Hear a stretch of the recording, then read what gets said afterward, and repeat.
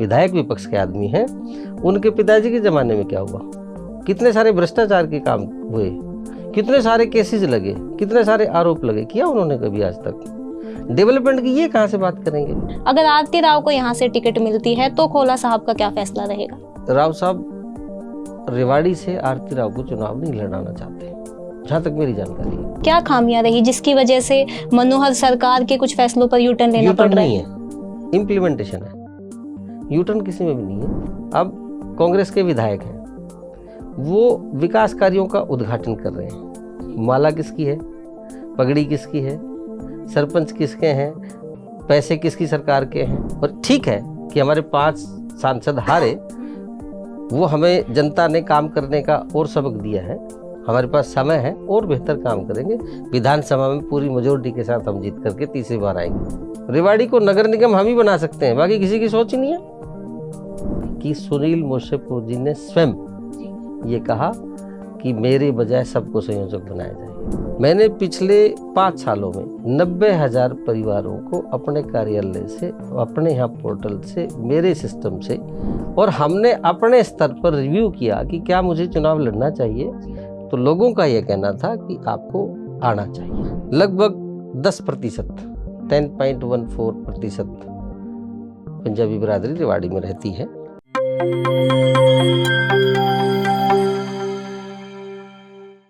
नमस्कार, मैं हूं कोमल राव। एनजेपी हरियाणा के मंच पर आज हमारे साथ मौजूद हैं पीपीपी यानी परिवार पहचान पत्र के स्टेट कोऑर्डिनेटर डॉक्टर सतीश खोड़ा। खोड़ा साहब, सबसे पहले आपका स्वागत है। नमस्कार, आपके दर्शकों को भी नमस्कार।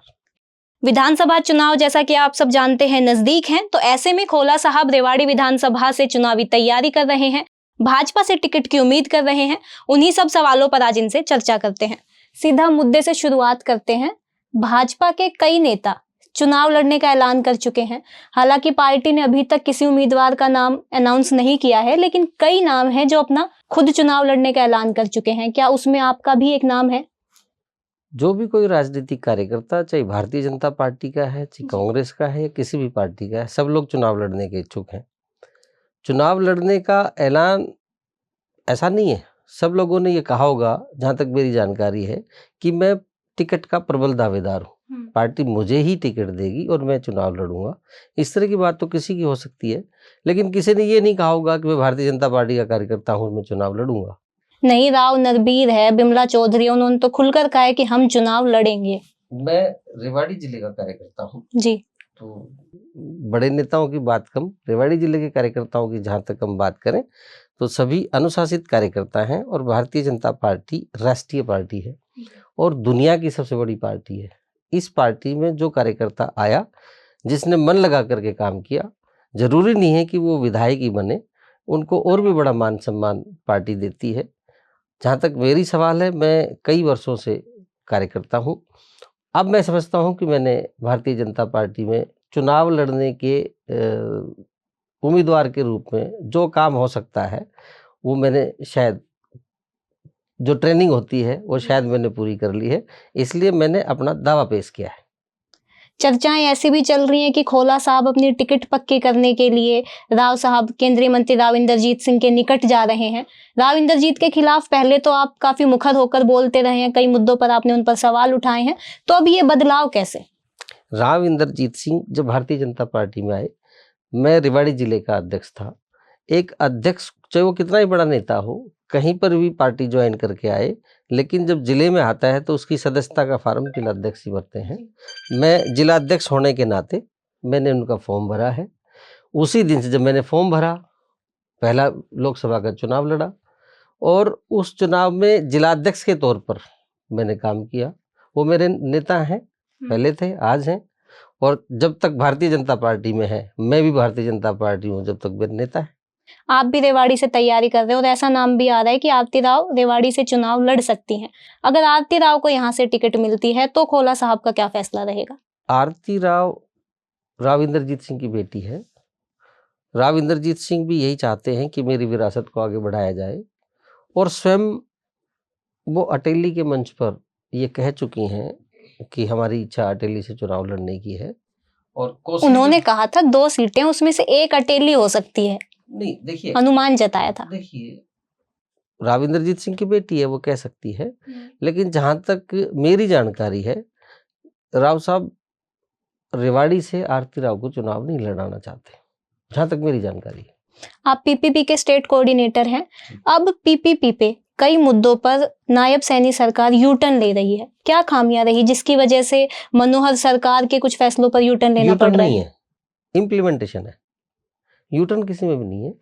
नई योजना है, नई योजना को क्रियान्वयन करने के लिए, इम्प्लीमेंटेशन करने के लिए जो भी लोगों का सुझाव, लोगों की परेशानियां, उसकी सिंप्लीफिकेशन और बेहतरी के लिए जो भी कोई सुझाव, चाहे सरकार की तरफ से, जनता की तरफ से, या फीडबैक जो आ रहा है, उसको इम्प्लीमेंट कर रहे हैं।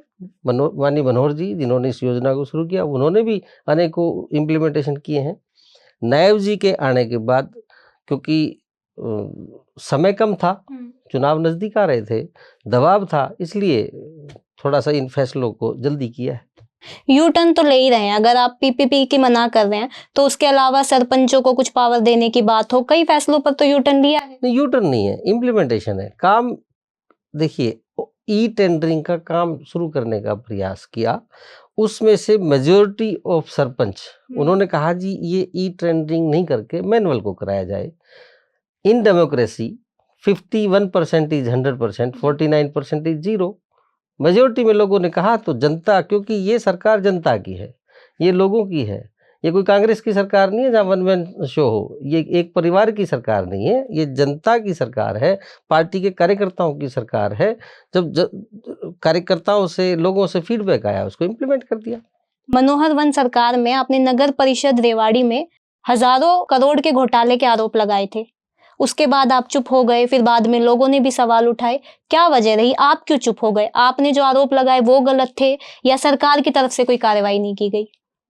उस समय जो गबन हुआ उस पर एफआईआर दर्ज हुई, आज भी वो मुकदमा दर्ज है। आज भी उस समय की चेयरमैन उसमें दोषी थी, हाई कोर्ट पर बेल पर है, मामला कोर्ट में है, न्यायालय में है, इसलिए मैं उस पर कोई टिक्का टिप्पणी नहीं कर सकता, क्योंकि उसका फैसला भी आया नहीं है। मैं उसमें शिकायत करता हूँ, जब भी कोर्ट की डेट होती है हम जाते हैं, अपना पक्ष रखते हैं, फैसला तो न्यायालय ने करना है। पिछले 10 साल से भाजपा सरकार है हरियाणा में, लेकिन जब विकास कार्यों पर नजर डालते हैं तो कचरा प्रबंधन की अच्छे से वो नहीं है। आप ही के पार्टी के कुछ नेता हैं जो अपनी ही पार्टी की सरकार पर भ्रष्टाचार के आरोप लगाते हैं। डेवलपमेंट के काम में कहाँ पीछे रह गई सरकार, चूक कहाँ हुई है?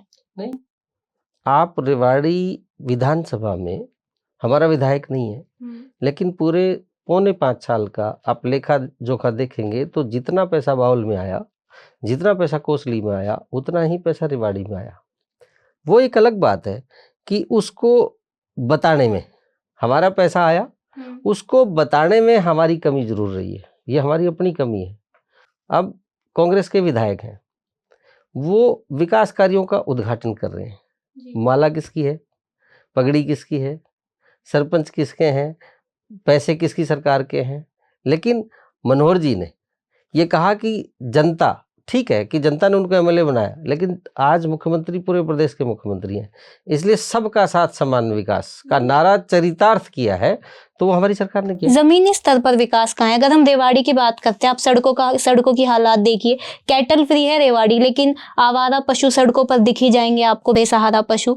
उसके अलावा भाड़ावास फाटक का मामला आप ले लो, कितने दिन से वहां पर लोग परेशान हैं। इन सब समस्याओं के समाधान ना हो पाना, तो कुछ तो खामियां रही होंगी। आप भाड़ावास फाटक पर पुल बनाने की प्रक्रिया शुरू होने से लेके आज तक सारा काम हमारी सरकार ने किया। कितने डेवलपमेंट के काम हुए, एम्स जैसी परियोजना, कोई सोच सकता था कि बाढ़ की माजरा में एम्स बन सकता है? सोचा नहीं। विपक्ष तो कह रहा है 10 साल में शिलान्यास किया है, काम शुरू नहीं हुआ। विपक्ष के समय में डिफेंस यूनिवर्सिटी का घोषणा हुई थी, आज तक तो उस पर ईंट नहीं रखी गई। यही थी कांग्रेस की सरकार, मनमोहन सिंह जी उसका उद्घाटन करके शिलान्यास करके गए थे, कहाँ है वो? किस मुंह से बात करेंगे? और कौन विपक्ष है यहाँ पे? विधायक विपक्ष के आदमी हैं। उनके पिताजी के जमाने में क्या हुआ? कितने सारे भ्रष्टाचार के काम हुए, कितने सारे केसेस लगे, कितने सारे आरोप लगे, किया उन्होंने कभी आज तक? डेवलपमेंट की ये कहाँ से बात करेंगे? वो तो आपसे हिसाब मांग रहे हैं। आज तो देखिए, हिसाब जिस दिन रेवाड़ी विधानसभा में आए उस दिन उनको, जिस दिन कांग्रेस के लोग यहाँ हिसाब मांगने आएंगे, मैं रेवाड़ी विधानसभा का कार्यकर्ता हूं, उनको मंच पर सामने बैठ करके रेवाड़ी विधानसभा का जवाब दूंगा। लेकिन साथ में वो, क्योंकि दीपेंद्र हुड्डा आ रहे हिसाब हमसे मांगने के लिए, वो अपने पिताजी के किए हुए कामों का भी हिसाब साथ लेकर के आए। हमने यहाँ पर न पर्ची न खर्ची, टीजीटी की भर्ती हुई ताजा, मैं पिछली की बात नहीं कर रहा हूँ। रेवाड़ी जिले से 321 बच्चे टीजीटी की भर्ती हुए, बिना पर्ची के, बिना खर्ची के। आज तक रेवाड़ी के इतिहास में कभी नहीं हुआ। 21 सब इंस्पेक्टर भर्ती हुए पुलिस में रेवाड़ी जिले के, क्या कभी आज तक हुआ? इससे बड़ा क्या होगा? Individual development, family development, community development, village development हमने किया। अंत्योदय की यही तो योजनाएं हैं हमारी। ये हो सकता है कि कोई जो मुखारबिंद, कुछ ऐसे लोग ज्यादा बोलने वाले दलाल टाइप के लोग कांग्रेस के जमाने में जिन्होंने मलाई खाई, वो शोर ज्यादा बजाते हैं, जो घंटी बजाते हैं, ये हो सकता है कि उनकी घंटी तेज बजती हो, लेकिन वो धार्मिक घंटी नहीं हो सकती, वो दलाली की घंटी है। हमारी सरकार में ना किसी ने 5 पैसा खाया, ना खाने देंगे किसी भी तरीके से। कोई आदमी ये कह दे हमारे मंत्री के ऊपर किसी तरह का आरोप है, किसी एमएलए पर कोई आरोप है, किसी पार्टी के कार्यकर्ता पर आरोप है, हमने निष्पक्ष भाव से 1,80,000 से कम आमदनी वाले परिवारों को ऑटोमेटिक सिस्टम से बीपीएल कार्ड बना करके दिए। 47 लाख परिवारों के बीपीएल कार्ड आज हैं। 47 लाख परिवारों के आयुष्मान कार्ड हैं। 47 लाख परिवारों को 1,10,000 की सोलर की सब्सिडी वाला कनेक्शन फ्री में दे रहे हैं। 47 लाख परिवारों को एलिजिबिलिटी है, कोई ले या ना ले। 47 लाख परिवारों को भीमराव अंबेडकर आवास नवीनीकरण योजना का, जिसमें 80,000 रुपये का पैसा मिलता है, जिसमें कोई जात बरादरी नहीं है, कोई पॉलिटिक्स नहीं है। किसी ने कांग्रेस को वोट दी उसको मिल रहा है, बीजेपी की वोट दी उसको मिल रहा है, किसी दूसरी पार्टी को दिया उसको भी मिल रहा है। किसी पार्षद से, किसी एमएलए की सिफारिश पर कोई सरकारी योजना का लाभ नहीं मिलता, सीधा डीबीटी के माध्यम से मिलता। इतनी सब योजनाओं के बाद भी अगर हम लोकसभा चुनाव देखते हैं 2024 के, तो भाजपा सरकार थोड़ा फीका प्रदर्शन कर पाई, उसकी क्या वजह मानते हैं आप? 10 साल की एंटी इनकम्बेंसी थोड़ी नहीं होती, लेकिन हम 44 सीटों पर, विधानसभा की 90 में से 44 सीटों पर हम जीते हैं। हमारे विधायक 40 हैं, हम 44 सीटों पर जीते हैं। हमारा परसेंटेज बढ़ा या घटा 5 साल काम करने के बाद? और ठीक है कि हमारे 5 सांसद हारे, वो हमें जनता ने काम करने का और सबक दिया है। हमारे पास समय है और बेहतर काम करेंगे। विधानसभा में पूरी मेजोरिटी के साथ हम जीत करके तीसरी बार आएंगे। चलिए, आप रेवाड़ी से चुनावी तैयारी कर रहे हैं, तो जो नेता खुद तैयारी करता है चुनाव की, उसका भी कुछ रोड मैप होता है। आप रेवाड़ी को क्या देंगे? रेवाड़ी के लिए आप क्या रोड मैप लेकर चल रहे हैं? मैं भारतीय जनता पार्टी का कार्यकर्ता हूँ।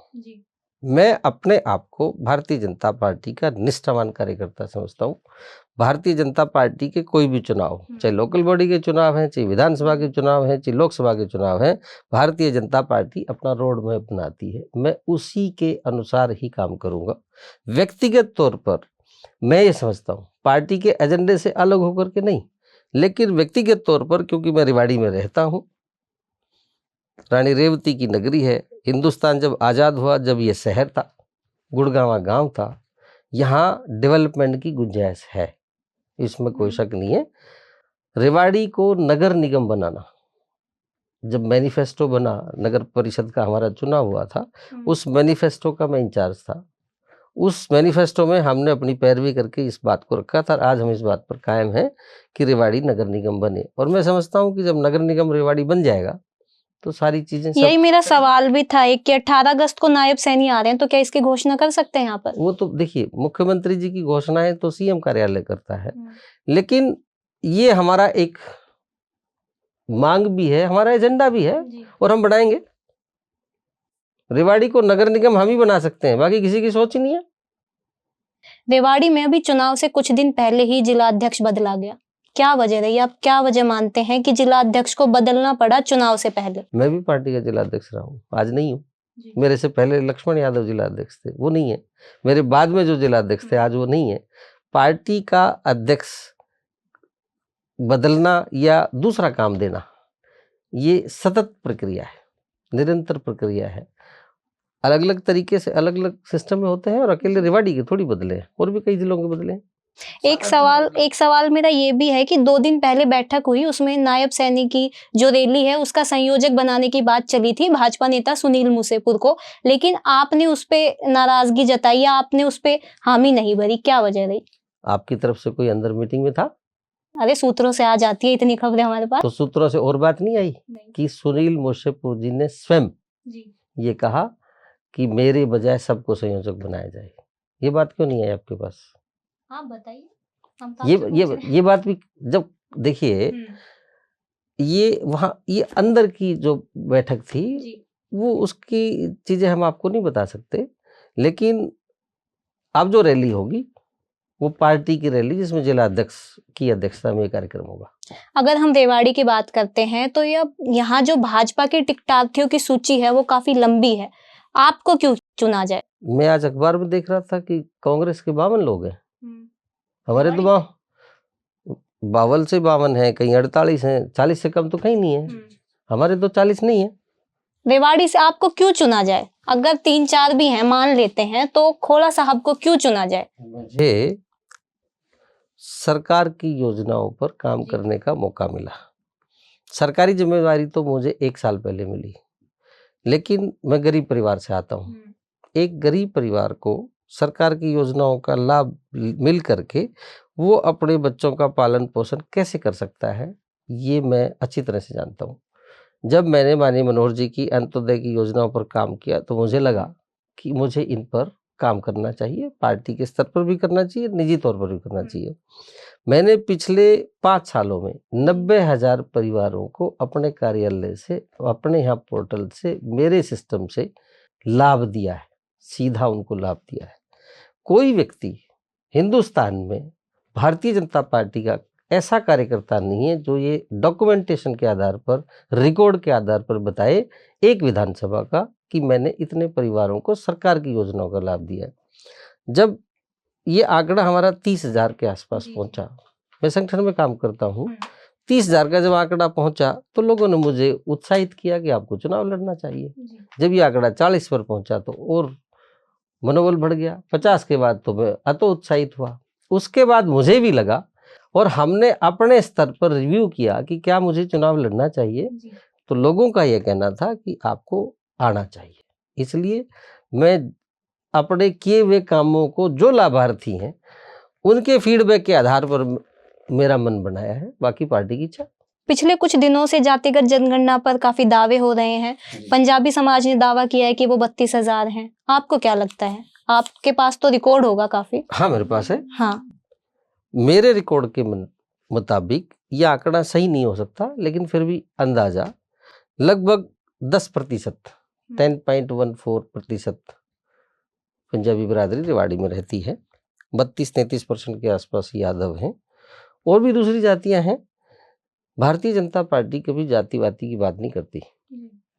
हमारे यहाँ काम करने वाले लोग, पार्टी की निष्ठा और योग्य लोगों को चुनाव लड़ाया जाता है। ये अच्छी बात है कि कोई एक जाति अपना दावा करती है, लेकिन जाति के ठेकेदार नहीं बनने चाहिए। 5 आदमी 10 आदमी मिल करके किसी जाति की बात करें, फिर तो यादव समाज सबसे बड़ा है, दूसरा एससी समाज दूसरे नंबर पर आता है, और दूसरे भी लोग हैं। मेरा ये मानना है कि जो योग्य उम्मीदवार है, वो किसी भी जाति का है। आज हमारी ये अहीर बाहुल्य क्षेत्र है। हमारी पार्टी ने एक योग्य बहन को, जो पंजाबी बिरादरी से है, उसको पार्टी का जिला अध्यक्ष बनाया है। हमारी पार्टी ने यहीं पर ही पंजाबी बिरादरी के हमारे सबके माननीय पूजनीय ओम प्रकाश ग्रोवर जी को प्रदेश का अध्यक्ष बनाया। अनेकों ऐसे उदाहरण मैं आपको बताऊं। हमारी पार्टी ने सब कुछ होते हुए माननीय मनोहर लाल जी को मुख्यमंत्री बनाया। कितने विधायकों को बनाया, कितने विधायक आज मंत्री हैं। पार्टी जातिवादी की बात नहीं करती, लेकिन पार्टी ने हर बिरादरी को बराबर का सम्मान दिया है, चाहे वो यादव समाज है, चाहे पंजाबी समाज है, चाहे जाट समाज है, चाहे एससी समाज है। आप जो पूरे परिप्रेक्ष्य में देखेंगे तो सिर्फ यही एक ऐसी पार्टी है जो सभी समाज को बराबर का सम्मान देती है। ये मेरा आपसे आज का अंतिम सवाल होगा। अगर आपके टिकट पर कैची चलती है और आपका नाम नहीं आता है टिकट में, तो आपका क्या फैसला होगा? क्या रणधीर सिंह कापड़ीवास की तरह आप बागी बनेंगे, चुनाव लड़ेंगे तब भी? उम्मीद पर दुनिया कायम है, लेकिन मुझे मेरी पार्टी पर, मुझे मेरे काम पर, मुझे पार्टी के कार्यकर्ताओं पर, मुझे अपने वेल विशर पर पूरा भरोसा है और सबसे बड़ा भरोसा मुझे भगवान पर है। हाइपोथेटिकल क्वेश्चन मान लेते हैं, नहीं मिली तो क्या फैसला होगा? मुझे भरोसा है, अभी तो समय है, अभी आप देखिए क्या होता है, लेकिन मुझे भरोसा है। और मैं निजी जीवन में भी, मैं आपको बताऊं, मैं बहुत छोटे परिवार से आता हूं। निजी जीवन में मैंने व्यक्तिगत तौर पर तरक्की की है और मैं आप लोगों के माध्यम से रेवाड़ी की जनता से भी अपील करता हूं कि जब मैंने निजी जीवन में बिना किसी के सहयोग के अपने बलबूते पर तरक्की की है, तो रेवाड़ी की जनता भी उनके सहयोग से, पार्टी के आशीर्वाद से एक बेहतर तरीके का रास्ता मैं दे सकता हूं। यही मेरी अपेक्षा है। बड़ी चतुराई के साथ आपने जवाब को घुमा दिया, लेकिन धन्यवाद, आपने हमें समय दिया। धन्यवाद।